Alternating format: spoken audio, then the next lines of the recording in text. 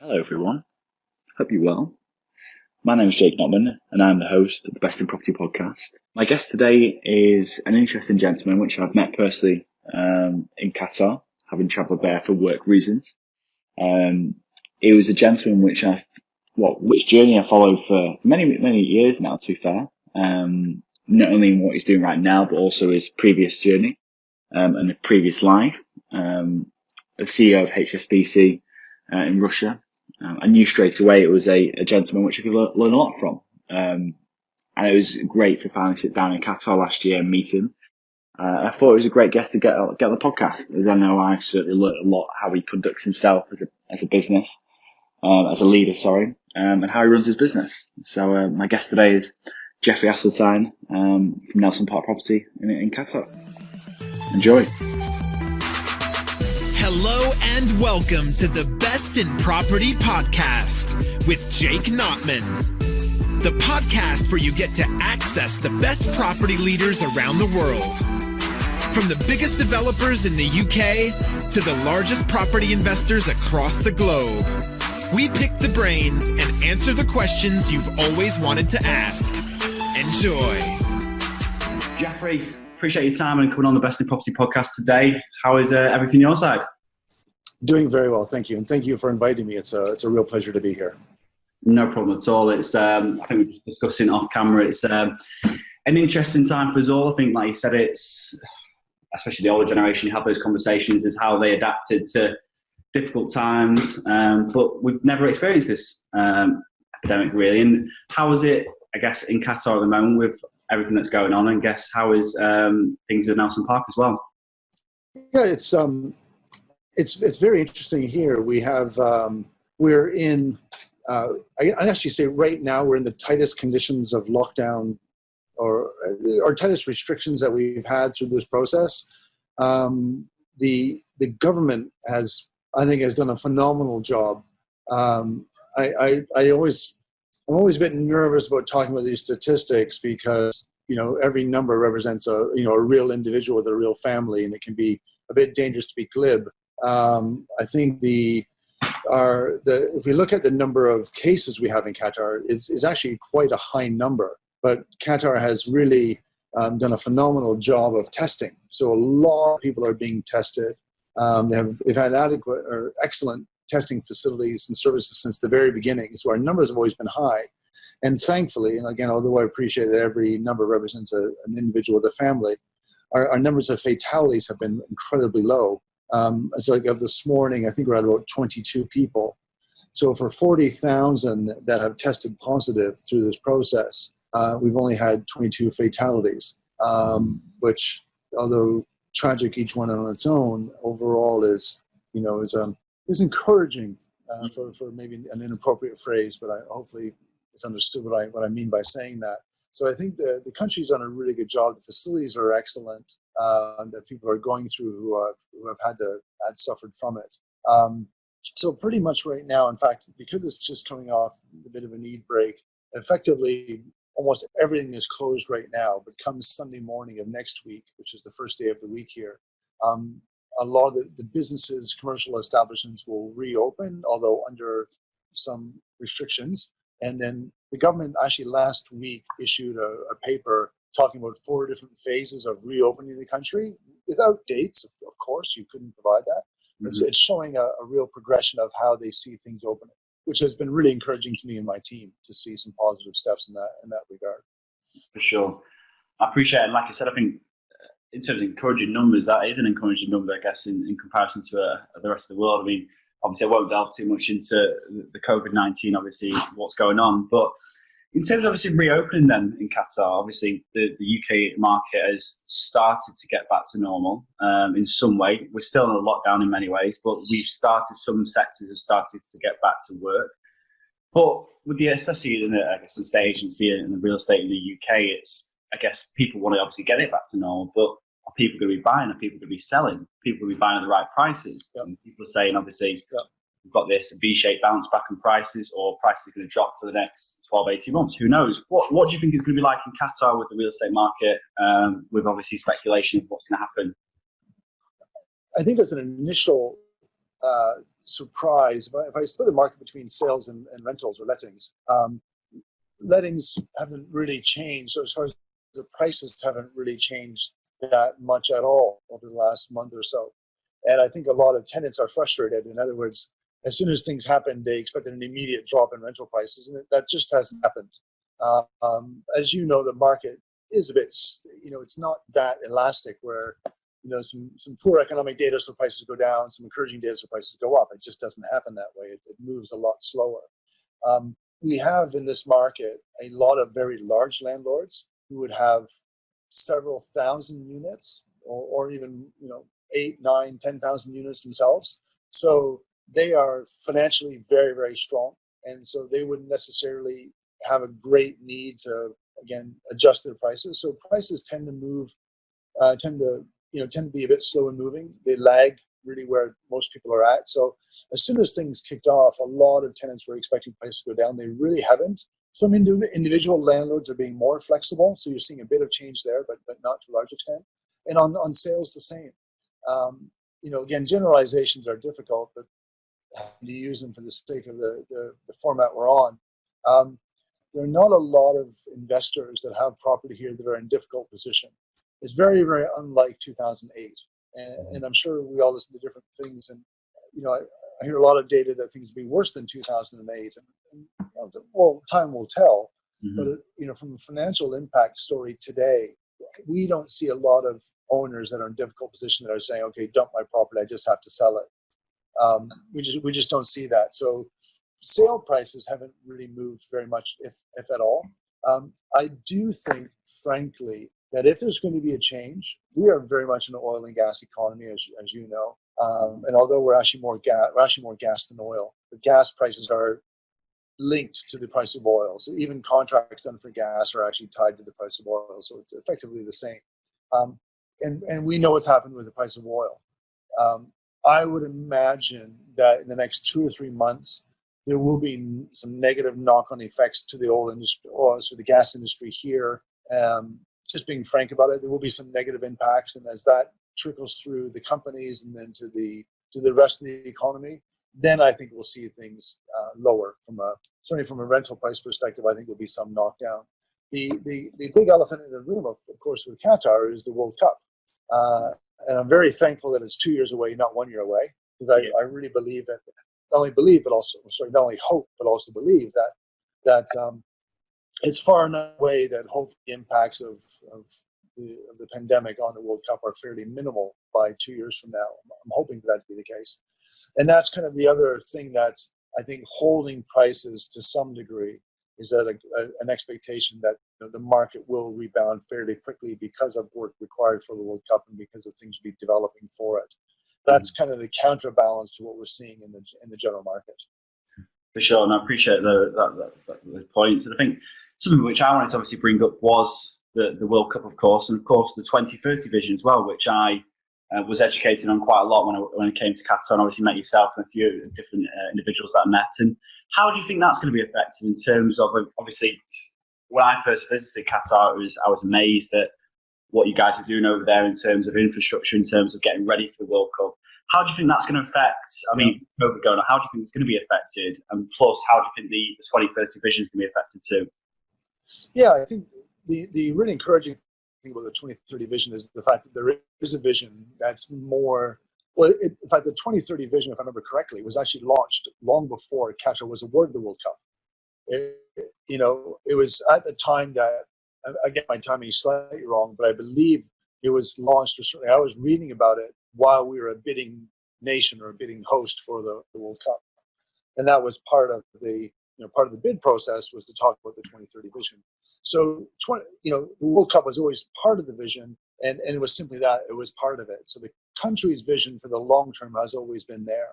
And I think it's good to remember, remind all of us living in Qatar that as much as the World Cup is fantastic and it's going to be amazing, and it's certainly really kicked off a lot of the infrastructure work which needed to happen. It's been a real impetus for that when it was awarded. The plans longer term are phenomenal. And I think if we look at the desire, and again, my oil and gas friends, please don't be upset if I have my numbers wrong, but I believe it's something like who exports 77 million or trillion metric tons of LNG per year, is going up to 100. So without the use of a slide rule, as my professor used to say, from 77 to 100, it's a little bit less than the 50% growth in the amount of exports we're going to have over that time period. And that's the great underpinning of Qatar, is the financial fundamentals are so strong. It always provides that bedrock and that foundation which really helps us and gives us comfort for the long term. For sure. I think when I visited Qatar, it's definitely a place I could see myself being for a few months a year, or I guess living there full time. Obviously, for many reasons. Obviously, for the weather, maybe I need to get my factor 50 on my sun cream, but we'll live. In terms of your journey, Jeffrey, in terms of obviously Qatar, because I know from doing a bit of obviously research into yourself in terms of your story and your journey, what was it that attracted you to Qatar in the first place? And was it a case of when you went there, I'm going to stay here, I want to build my life here, or was it a case of experimenting and trying new different places? And where did the idea come from in the first place? Yeah, well, thank you for that. So I'm Canadian, so I started my career in Canada, and I was a banker for a long time.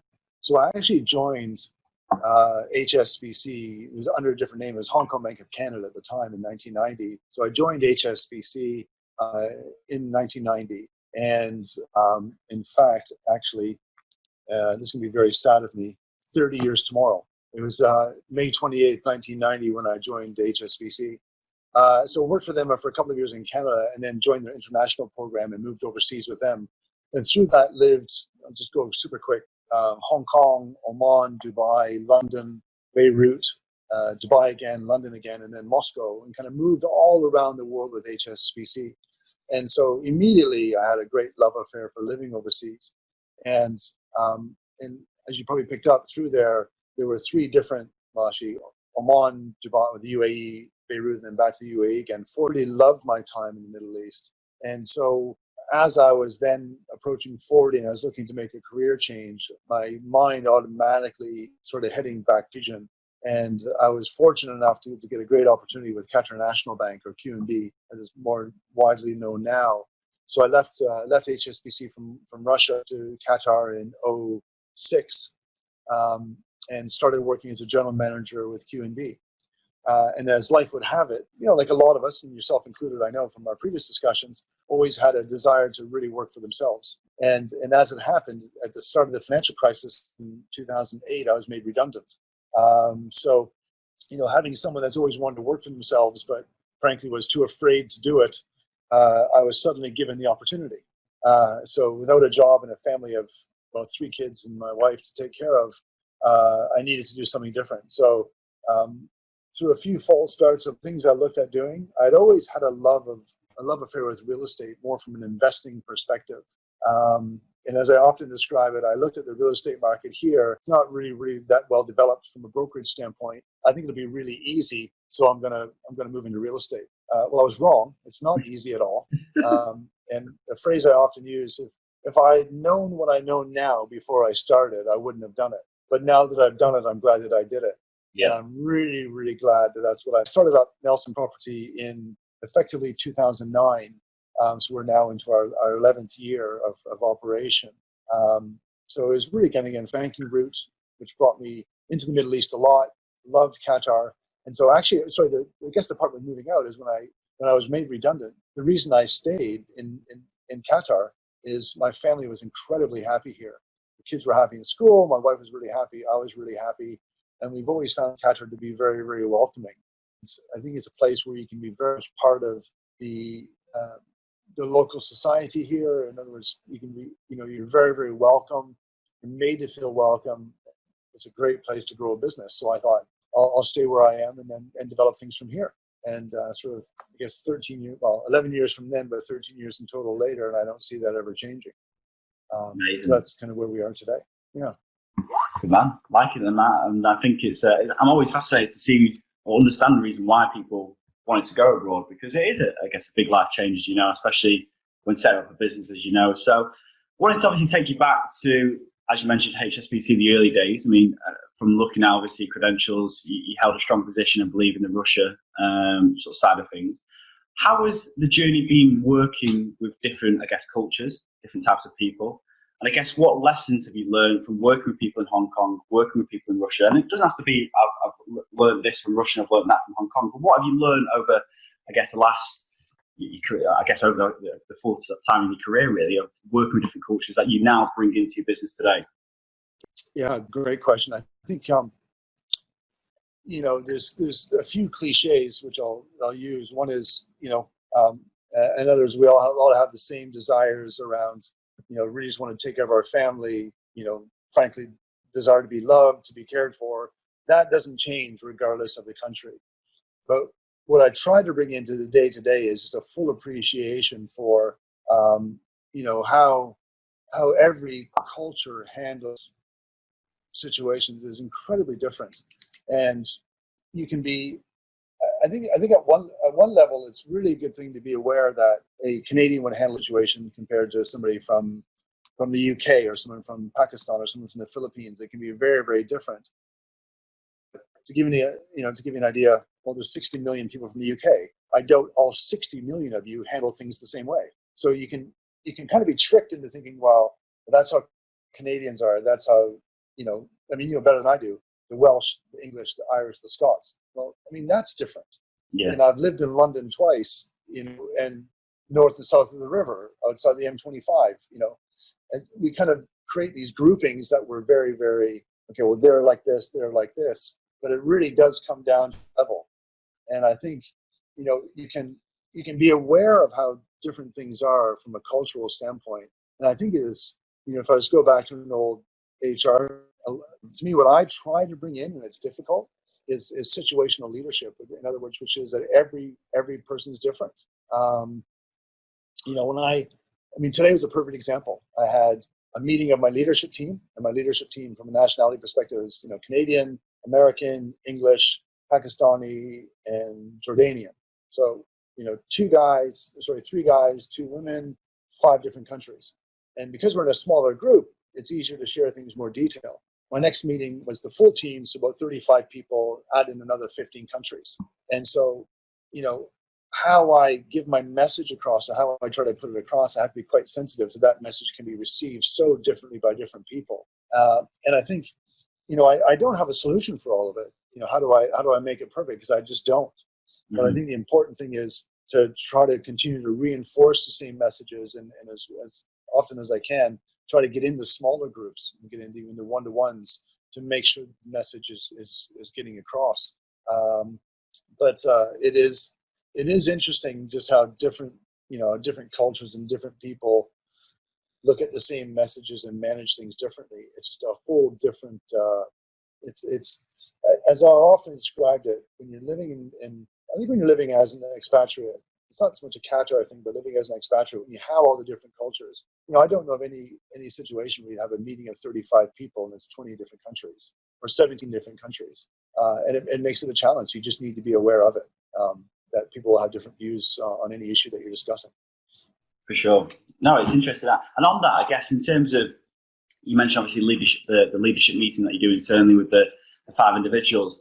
In terms, obviously, because obviously you're an agency in Qatar, do you gain a lot of benefit from having different cultures in the leadership team? Or do you feel, for example, people, with those 5 people, would you have a better leadership team having 5 people from Qatar, for example? Or do you feel it's much better having different cultures and obviously international opinions as well?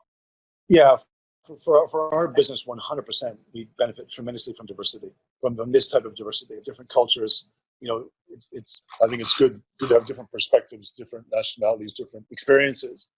I think to steal an old phrase, and it certainly was back in my banking career, I first heard it. I'm not sure who coined it, but somebody once said to me is that we wanted the bank to look like our customers, and our customers are international. Our customers come from many, many different countries, and that's how I want NelsonPark to work. I don't want a bunch of 50-year-old, frankly, white Canadian males like myself. I think it'd be a huge mistake. We should look like our customers, and so that means some from this country, some from this country, some this language skills, some female, male split, a full range. I think what we try to do, and it's always interesting to see, you have different. It's always interesting to me that I might you would automatically think that, okay, if I have an English customer, I'll put them with an English agent. Sometimes that works well, sometimes it doesn't. And sometimes people prefer to work with people from different cultures. That's interesting. And I think what I try to bring into the team is try to remind them of exactly what we're discussing, that, not everyone's going to think the way that you do. And just be aware that, I, as an English lawyer that taught me the phrase, once I said to him, no news is good news. And he went, no. No news is no news. It's not good news. It's not bad news. It's just no news. And so I often say, what does it mean when a client doesn't call you back? What does that mean? It means he didn't call you back. It doesn't mean he's not interested. It doesn't mean, it doesn't mean anything. It just means he didn't call you back. And why I say that, because some people say, oh, he's not serious, he's not interested.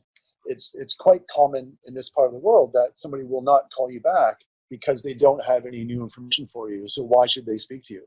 And maybe they're just waiting, or maybe they have a family health emergency, and they'll call you back 2 weeks later and say, Jeff, I'm really, really sorry, but my father was in the hospital. Now, in my case, I would have sent a message to say, hey, by the way, my father's tied up. I'll call you back in a couple of weeks. But here it's quite common. They just go silent. So you just need to be aware of that them not calling you just means they haven't called you. We can get trapped into kind of over-interpreting what customers are thinking by the responses, but without actually really trying to find out what's actually going on. For sure. No, it's a great point. I think I always, when I speak to obviously the team internally, and I think it's always understanding what these investors are thinking.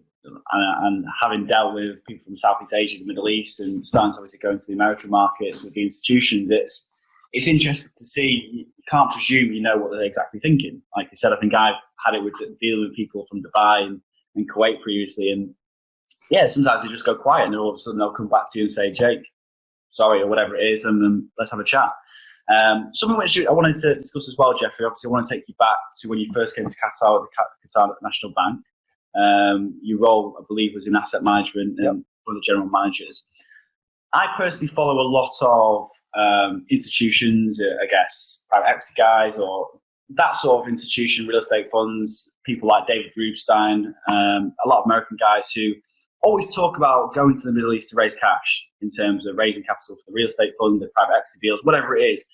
What advice would you give to someone who is looking to come to the Middle East, Qatar particularly, who is looking to raise large sums of capital? What advice would you give to them right now? And is it a case of they need to have the best presentation? Is it a case they need to have the best team? Or is it a case that they need to have everything? What sort of things would you advise someone that's coming from the UK or from America, wherever it is in the world, who's looking to raise cash in Qatar? Yeah, great question. I think I was actually discussing this with somebody yesterday as it happened. So let me give you the good news and the bad news. There are a lot of institutions and individuals that are here in the region that can write as big a check as you want. That's the great news. The less great news is the whole world knows there are check writers here that can write the checks to fund things. But the reality is a lot of the world knows that, and a lot of the world are coming asking the same questions. Mm-hmm. The challenge is, and this is just my personal view, the challenge is how do you make it interesting for the investor? What is it about your product that is interesting? Because particularly the wealthier families, the private offices or the family offices, private offices, the institutional funds are being pitched every single day from around the world. And you need to make it interesting. You need to have something interesting about your story. I don't work on the institutional side anymore, but certainly from my experience, that's what I always saw is, if I look at real estate, for example, I think it's far easier for me to have a conversation around a specific asset that's for sale as opposed to a real estate fund. If I'm looking at a private office, to pitch an idea of a fund where there's a minimum of $5 or $10 million is one thing. We have this opportunity for this hotel in London or this hotel in California or this luxurious asset in Berlin has a much better chance of success than an institutional fundraise. Now, for sure, lots of people have raised lots of money, and a lot of people are raising money, and there's a lot of asset management that's going on. But I do think it's a challenge, and I think the the experience of people coming to the Middle East is, I kind of refer to my, I guess, 13 years here, 11 years in real estate. It's not a get rich quick market. And as far as people just kind of coming in and saying, "Oh, here's my fund, invest in it," and getting a check for $100 million, I just don't see that happening. I don't know if it ever did. Maybe it did in the past, but I think it's happening less and less. You need to build up those relationships and build up trust over time. I think that's important. But I just also think that from a raising capital perspective, you have trust within those relationships. And I do think it's really about having a story that's interesting. And so I think things like alternative investments, special one-off opportunities are much more interesting to people than just investing in an institutional fund. That's my perspective, and I could be proven wrong, but that's what I see from a regular basis. For sure. That was a great point. I think having gone to Qatar for a few days, the number one thing when I had every meeting and chatting with yourself was the relationship building. I think everyone comes to, even like the international agents, the wealth management groups, developers in the UK, they come to Qatar and expect business on day one. You're not going to probably sell the volume of units that you could do in an exhibition at Hong Kong. It's different. It's a different market. There's different mentalities. The relationship needs to be, strengthened in many ways. And I wanted to talk obviously about NelsonPark as well, Jeffrey. And obviously you guys have won countless awards over the last 10 years and obviously recognised as one of the leading agents in Qatar. What's next for NelsonPark? Is it a case of expanding new offices? Is it a case of sticking to what you guys know already and building or solidifying the team you've got now? Or where do you see the next 10 years going for NelsonPark? All right. The 10 years, that caught me off guard. I had an answer ready for the next year. So let me give you two. I'll give you 1 year, I'll give you the 10 year. I love the question because it's funny you say it and you ask it because I often say to my team, when I'm building for the next 25 years or I'm building for the next 50 years. That's how I'm looking at it. So the decisions I'm making is not necessarily for the next week, but I'm looking at building a business for the next 25 to 50 years. So I love the 10-year question. But in the short to medium term, we are always looking to strengthen our team. Given that we're on video, you can see this, and hopefully those are listening can also see the video. But I'll try to explain what I'm saying. So I use the UK as a perfect example. So the UK market, from a sophistication level, is here. Qatar is somewhere behind that. We know this, right? So Qatar is behind that. As the UK continues to develop, Qatar will keep catching up and catching up and catching up. But it's quite a ways before we'll get to where things are in the UK. So in Qatar, I don't necessarily need to worry about what's the next augmented reality app that's coming to London, right? I don't need to worry about that so much. Yeah. There's a lot of basic things that we need to really bring to the market here, which are already in other cities, which we don't have, that we can develop here first. So I believe we're the first company in Qatar to have a mobile app for all of our real estate. It's not very common, whereas I think in the UK it's probably incredibly common that everyone has that. We're one of the few, and I think we're the first one that has it. So our focus over the next year actually will continuously be to always look to strengthen our team and to get in good people. And then from a service perspective, really I'm constantly looking at other countries and see what do they have, where are they at in their development, what do they have there that we don't have in Qatar, and what do we believe the Qatar market is ready for. And I think that's where a lot of our focus is. So what can we do from a systems perspective to make things easier, whether it's CRM, if we look at the current situation, doing a lot more virtual tours, and we've done. I had a great conversation with somebody yesterday saying, "Great, I love everything. Can you do me a favor? Just go and take a video of these 2 units and send them to me." Very serious buyer. Just he's buying off plan to some degree, so he knows that it's 6 or 7 months before the property's done. He can't really get access anyways. Doesn't really want to go. So he said, "Can you go do that for me?" So we're doing a lot more videos than we've ever done before. We launched a YouTube channel. Again, some people might say, "You're just doing that now." Well, I think we're probably one of the few companies in Qatar that actually has a YouTube channel that's actually constantly being developed and being grown. A lot of things that we're looking really to bring to the market now that just don't exist here today that we feel will help the market develop, and that's what we're looking to do. And so the kind of next bit, one of the things is, are we looking at international expansion, to different countries in the Middle East? Frankly, not at this stage. I think Qatar is a phenomenal market. I love being here. I don't necessarily feel there's a need to go racing in other markets. I want to make sure we've been very blessed and very fortunate to win the awards that we have as best agency in Qatar. We want to keep up that standard and continue to grow and be strong and always strong, always growing is what kind of want our internal mantra to be. That we're always looking to do that, and we'll continue to really make that a focus. For sure. In terms, obviously, because when I briefly spoke to you on WhatsApp a couple of weeks ago about how you do the hiring process at NelsonPark, and obviously in terms of a lot of the guys are fee-based rather than salary-based in many ways. And I guess, obviously, I think, the different mentalities when you get an individual who's on a fee structure rather than just sticking to a salary. How do you, first of all, get people on board that vision of becoming, I guess, a fee-based agent in many ways? And I think, I think it's when you first get a lot of fee agents, obviously interested, they want to make the great money, they want to have their own business in many ways. But my second point is, how do you keep them? How do you keep them motivated? How do you keep them on board? Because I think, obviously, yourself set up a business, you are starting from scratch in many ways. Of course, I'm sure NelsonPark offers many opportunities to make it put them in the best position possible. But what sort of things are you doing to keep the guys entertained and motivated to make sure they not only just stay for a few months, but stay for a few years?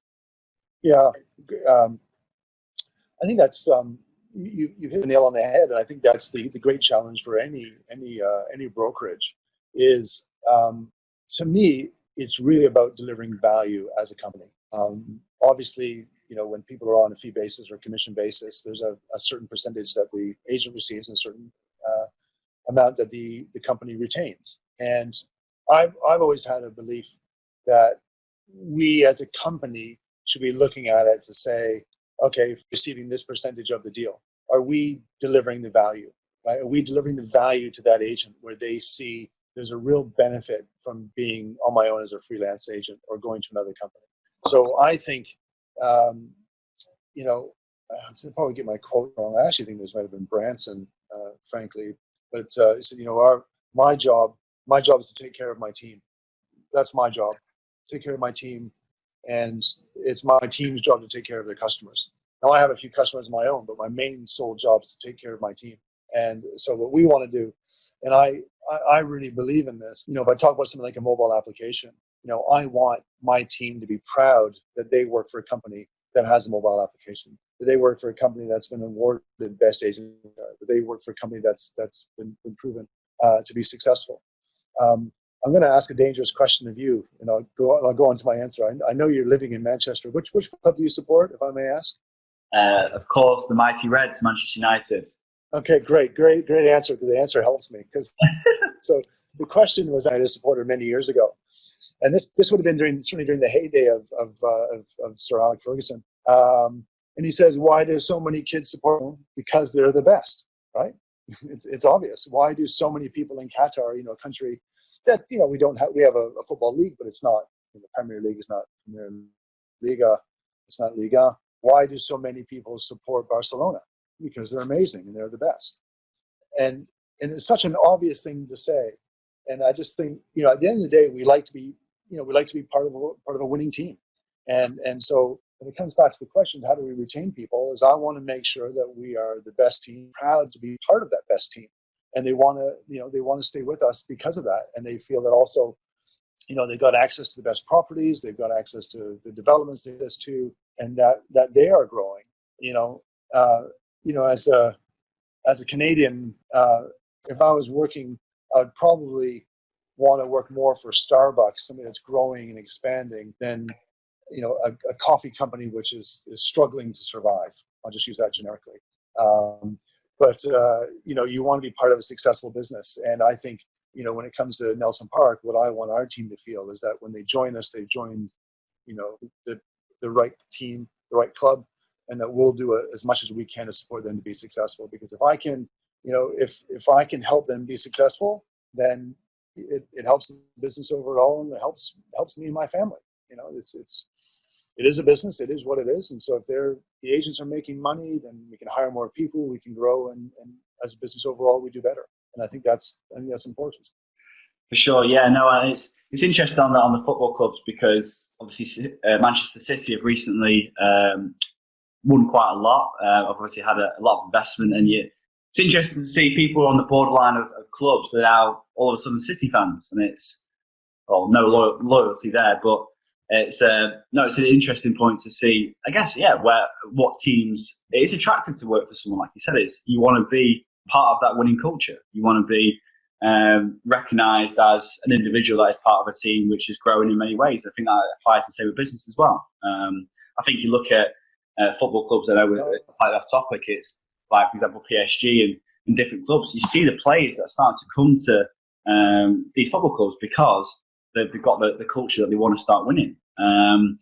It's something which, again, I've touched on briefly, is when you first arrive in Qatar, the infrastructure is some of the best around. The last 12 months I've gone to Hong Kong, Singapore, Miami, and obviously Qatar, and I was amazed, to be honest, with what the amount of money that's been pumped into Doha and obviously West Bay and different parts of Qatar.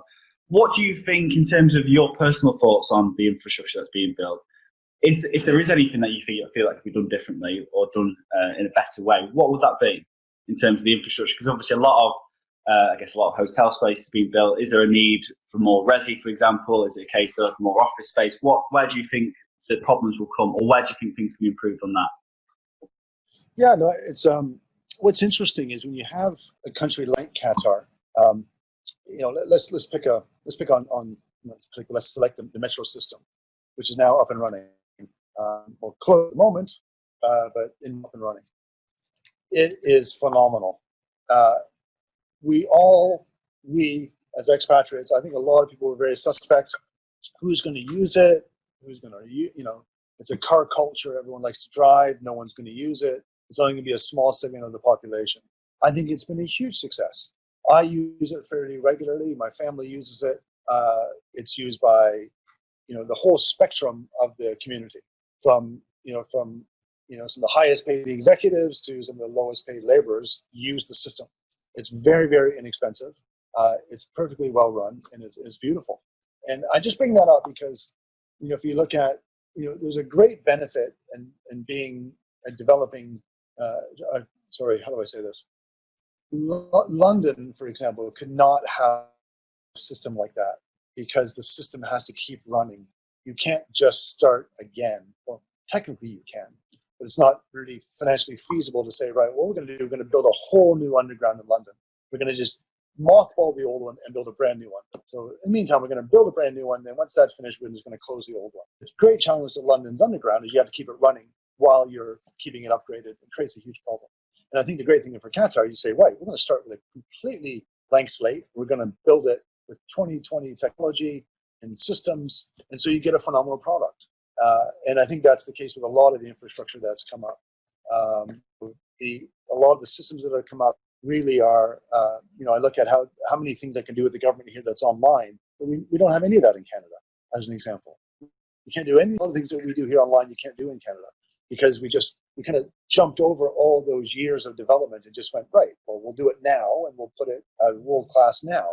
From a property perspective, I think this is the case when you're looking at a lot of the Middle East is, there's a constant need to take, frankly, older buildings, get rid of them and bring in new ones. And you see that on a regular basis.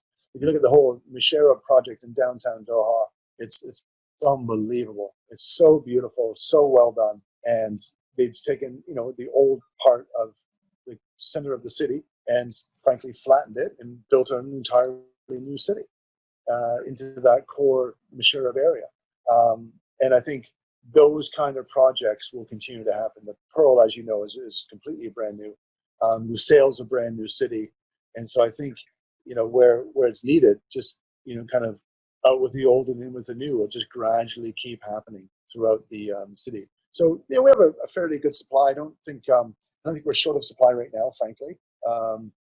We'll see how things develop. And I think what's interesting is that if I look at the quality of the build of what I'm seeing today compared to even 13 years ago when we first arrived, it's far better and getting better on a regular basis. And so I think it's, the things I'm seeing coming through are all very, very positive.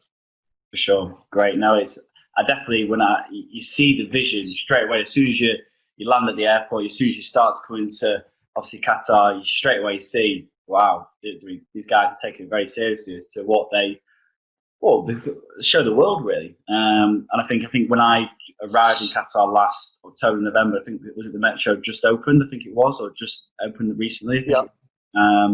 So yeah, I've just missed out on using it. But it's amazing to me, architecturally wise. Qatar is probably my favourite in terms of the building designs. I think it's incredible, and I think, like you said, I think you refer back to Hong Kong. You've got a lot of the older buildings there right now, with obviously the new build stuff, and I think it is just a case of get rid of the old and bring in the new. And of course, that brings many benefits to the economy. But I guess when you've got a city like Hong Kong, or you've got places like London, it's not the easiest process to do that. So we'll see. I'm sure we can learn a lot from Qatar to where things are headed. So I want to round off the podcast with Jeffrey, and I appreciate all your points today, because I think it's been a really good podcast and a lot of value has been added for sure. Is a coffee and a quote. We always traditionally have this. It's a quote that you live by every single day. I know you listen to a lot. You're into personal development. You live by a lot of quotes. But for your staff or family, whatever it is, what's your number one quote? And if you have some form of hot drink, coffee or herbal tea, what will those two things be? Oh, okay. I should have prepared better for that. So coffee now, as a Canadian, I think I have to do this by law. It would have to be a large regular coffee from Tim Hortons Coffee. And the Canadians in the crowd, and those who have traveled to Canada, will appreciate that.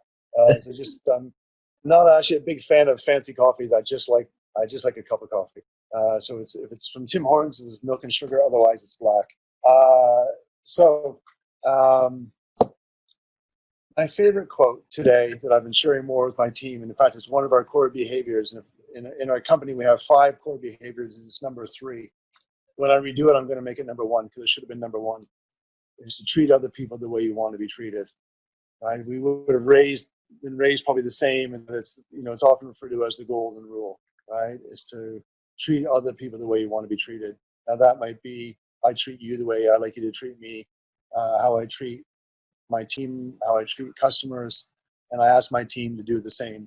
I think, I constantly remind myself I have incredibly high expectations of service from other people. Do I deliver the same? And if there's a gap, there's a problem. If I call somebody they don't answer and I get angry, you think, hold on, Jeff, you've got 5 calls you haven't made.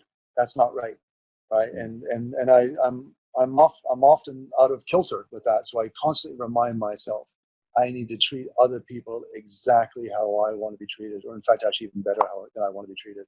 So that's what I'm sticking with for now. And I think as one of our core behaviors, it's a really key thing within the company. It's a key thing in my personal life. I don't always live up to it, but I'm certainly striving towards it. For sure, it's a great quote. And I think tapping into what you said earlier about obviously your role as the leader of the business is to obviously look after the team. The team looks after the customers. I guess you've got to implement that from day one of making sure that, like you said, the team are well looked after and they have a mutual respect between each other, and that's how that leads on to the clients. And I think it's a great quote, something which I think as a leader in space, it's sales and properties. It's an up and down business in many ways, and sometimes you can catch yourself not living by the quotes that you live by, but it's we've got to bring ourselves back to normality sometimes. And I really appreciate your time today, Jeffrey. I think it's been a great podcast. There's going to be a lot of people I've had people on Instagram, LinkedIn asking when it's going to be launched already. So I appreciate your time, and looking forward to listening back to it. Well, you've been a great host. I've thoroughly enjoyed it, and thank you for your questions. Very thoughtful and made me think, which is great. I really appreciate that myself. No problem at all, Jeffrey. Well, I appreciate your time again, and looking forward to listening to it back. All right, take care now. Cheers, Jeffrey. Take care.